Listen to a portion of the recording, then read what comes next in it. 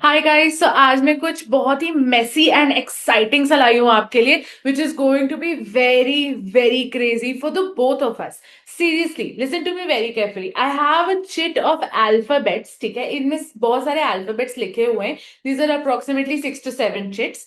And इनमें से किसी एक को मैं पिक करूंगी एंड जो भी अल्फाबेट आएगा उसी अल्फाबेट से मैं आपको 5 टोन्स पढ़ाऊंगी एंड वो भी बहुत ही फन तरीके से. This is going to be a stand up comedy session and less of a class. चलो स्टार्ट करते हैं. तो पिक कैसे करूं अब कैमरा में दिखा के? वेट, ऐसे करते हैं. Instead of picking I'll do the opposite, that is I'll drop. Okay, and जो रह गया हाथ में I'll pick that. Okay, so here I drop and this is the chit that is left and it says D.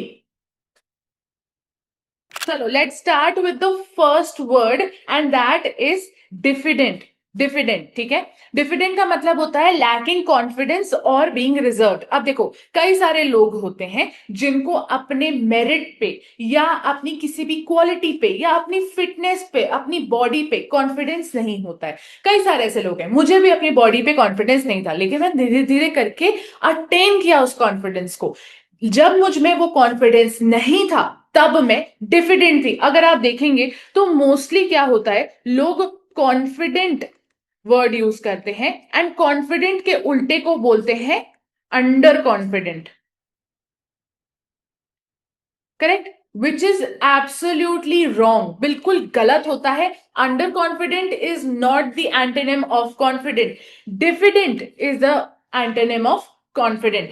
Next अपन चलते हैं to the tone that is didactic. अब देखो, डायडैक्टिक टोन के बारे में ना बहुत बेसिक बात बोली जाती है और वो बोल दिया जाता है इंटेंडेड टू टीच.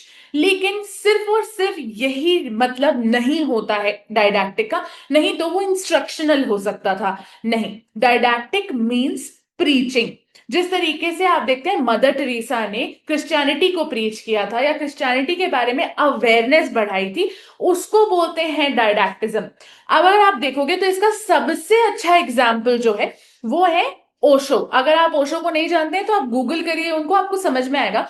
उन्होंने वे of life, religion and all के ऊपर अपने ओपिनियन को सब में प्रीच किया था एंड उनको इंस्ट्रक्शन दिया था कि this is the way of life. आपको इस तरीके के वे ऑफ लाइफ को फॉलो करना चाहिए. दिस इज कॉल्ड प्रीचिंग, मतलब moral instruction. That is didactic, intended to teach with moral instruction. At the end there should be a moral instruction. Mostly मैंने देखा है कि रिलीजियसली बहुत ज्यादा यूज होता है. अगर आप देखेंगे बहुत सारे बाबा लोग मिलते हैं, पूकी बाबा मिलते हैं एंड ऑल. तो हाँ, तो इस तरीके से बहुत सारे लोग अपना अपना opinion about some religion, way of living, studying etcetera ये बताते हैं एंड उसको प्रीच करते हैं. उसको बोलते हैं डायडैक्टिक. Third is डिसमे. हाँ, डिसमे एक बहुत ही नेगेटिव वर्ड है. इसका मतलब होता है लैक ऑफ करेज नहीं, sudden and grave loss of courage. Yes, एकदम से जब आपका दिल टूट जाता है, आपके मन में एक इल्यूजन होता है, वो इल्यूजन टूट जाता है. जैसे अगर फॉर एग्जाम्पल आपके फेवरेट टीचर जो है उन्होंने बोल दिया किसी और स्टूडेंट से that you are my favourite student, तो आपका क्या होता है, आपको लगता है कि यार अभी तक जो हम दोनों के बीच में था वो क्या था. करेक्ट, आपको ऐसा लगता है कि मेरी टीचर मुझसे इतना प्यार नहीं करती क्या जितना मैं उनसे प्यार करती हूँ. That is dismay. आप एकदम से you are loss, you just don't know what happened. Correct, उसको बोलते हैं डिसमे. अगर आप देखोगे ये फ्रेंड्स ग्रुप में भी बहुत ज्यादा होता है. कभी आप दोस्त होते हो, कभी नहीं होते हो, कभी होते हो, कभी नहीं होते हो. क्यों होता है ऐसा? क्योंकि डिसमे होता है. बीच में एकदम से आपकी फ्रेंड आपके साथ ऐसा कुछ करती है जिसकी वजह से आपको लॉस ऑफ करेज फील होता है, डिसल्यूजनमेंट फील होता है. करेक्ट. अब मैं आपको एक कहानी सुनाती हूँ मेरी लाइफ के बारे में. देयर वाज अ गर्ल जो डोमेस्टिक वायलेंस की शिकार थी एंड वो मेरे घर के पास में रहती थी. मैं उसको बहुत बार बोलती थी कि you have to register an FIR, you have to register an FIR, लेकिन वो कभी भी एफआईआर रजिस्टर नहीं करती थी एंड वो वापस वहीं चली जाती थी जहां पे उसके साथ डोमेस्टिक वायलेंस होता था एंड हमको बहुत बहुत दुख होता था उसके लिए. तो फिर हम लोगों ने क्या किया कि हमने उसको बोला कि नहीं, you should go for something, you should do something, everything. And हम लोग ने एक फीमेल लॉयर को अपॉइंट किया. उस फीमेल लॉयर के साथ हम गए, हमने केस कर दिया and everything. On the first date of the case her husband arrived in the court but she did not because she got scared. She said मुझसे नहीं हो पाएगा, मैं वापस जाना चाहती हूँ. And we lost all our courage. मतलब तुरंत ही सब कुछ एकदम suddenly everything broke down in front of us. That is dismay. जिसकी वजह से जब आप करेज, आपका करेज पूरी तरीके से टूट जाता है, आप में होपलेसनेस आ जाती है. That is डिसमे.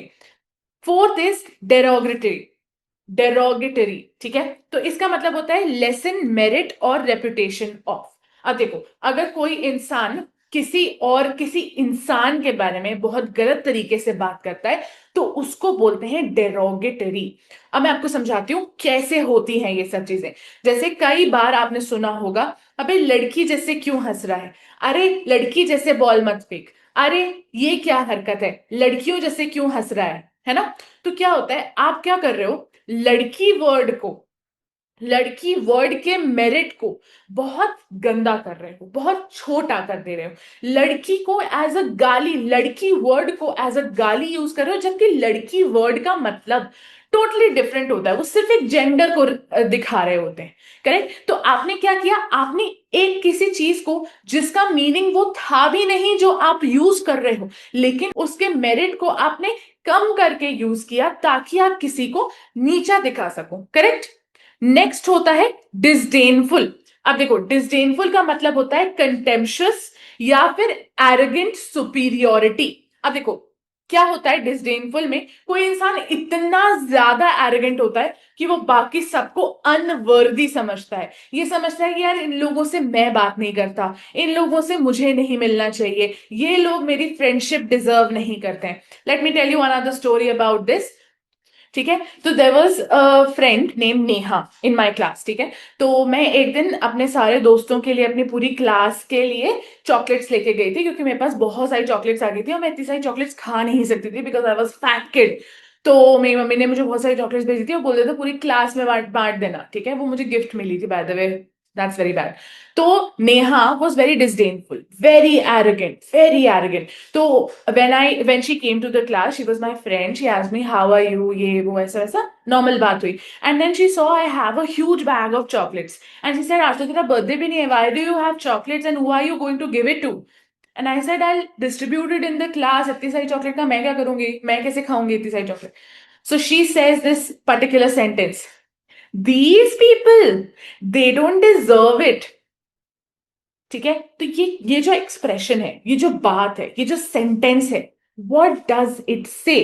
It says that yes, कोई इंसान अपने आप को इतना सुपीरियर समझ रहा है कि वो अपने साथ पढ़ने वाले लोगों को अनवर्दी समझता है. Unworthy of what, unworthy of respect, unworthy of love, unworthy of chocolates. And yes, these are your 5 words: diffident, didactic, dismay, derogatory and disdainful. याद रखना. अगर याद नहीं रहता है तो एक बार और रिवाइज कर लेना, अपनी नोटबुक में लिख लेना.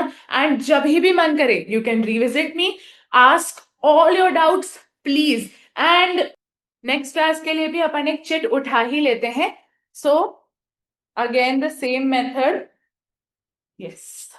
सो I am left with B. So इस बार हमने डी अल्फाबेट से सारे 5 टोन्स पढ़े थे. नेक्स्ट क्लास में मैं आपको B alphabet, B for ball alphabet से 5 टोन्स पढ़ाने वाली हूं. So I hope you will come there and I hope you will subscribe to this channel. I see you next time. Bye.